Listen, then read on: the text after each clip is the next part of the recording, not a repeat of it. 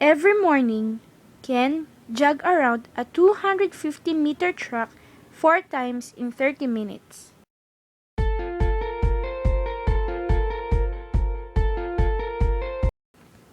Questions are: A. What is your average speed? B.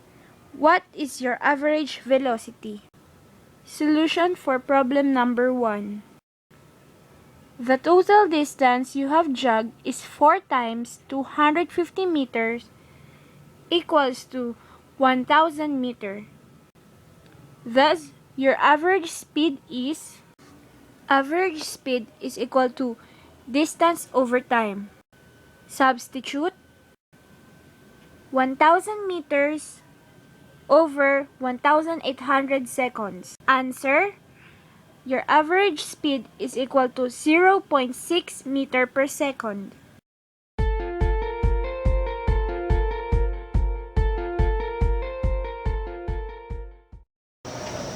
Problem number 2. Suppose that in going to school, you walked 40 meters east and 30 meters north. Questions are: A. What was the total distance that you walked? B. What was the total displacement when you arrived in school? You found out that classes were suspended because of the bad weather. You went back home following the same path. C.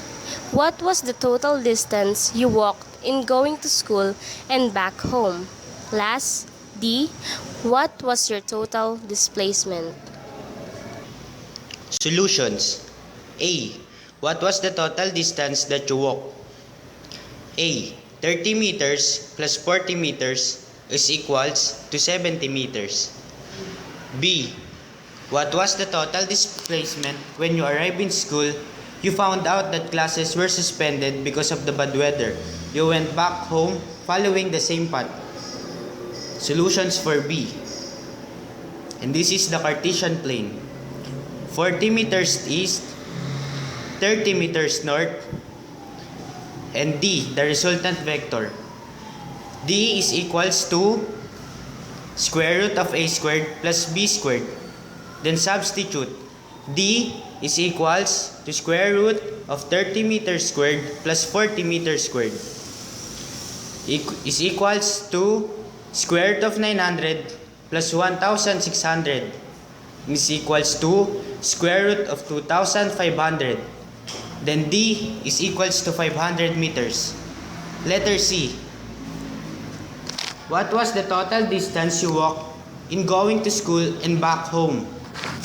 C. 30 meters plus 40 meters plus 30 meters plus 40 meters, and the total is 140 meters. D.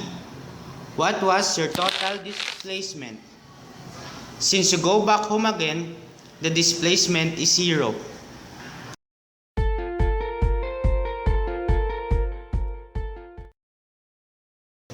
Problem number 3. A car has uniformly accelerated from rest to speed of 25 meters per second after traveling 75 meters. Question: what is its acceleration? Solutions for problem number 3. Initial velocity is equals to 0. Final velocity is equals to 25 meters per second. D is equals to 75 meters. The equation that we will use is 2AD is equals to VF squared minus VI squared. Then substitute 2A 75 meters is equals to 25 meters per second, and it is squared, minus 0. A 150 meters is equals to 625 meters per second square.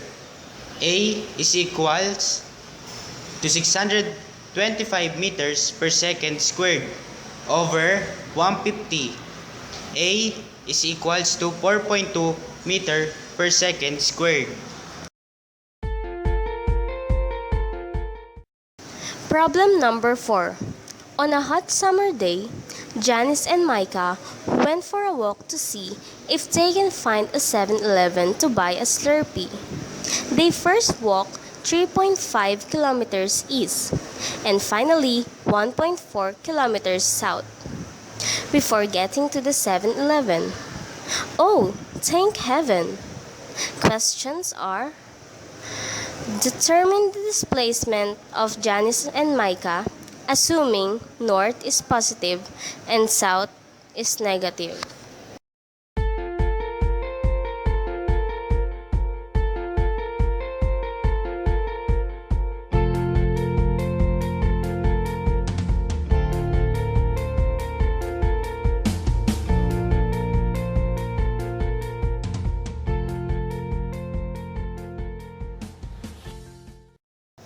Problem number 5.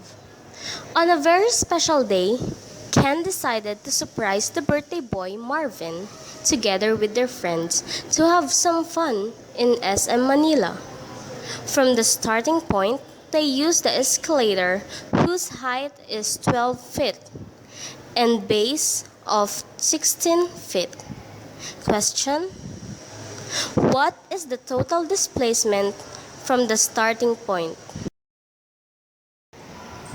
Solutions for problem number 5.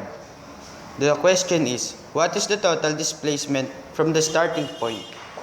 The equation that we will use is Pythagorean theorem. A squared plus b squared is equals to c squared. Substitute 16 squared plus 12 squared equals c squared. 400 is equals to c squared. Square root of 400 is equals to c. C is equals to 20.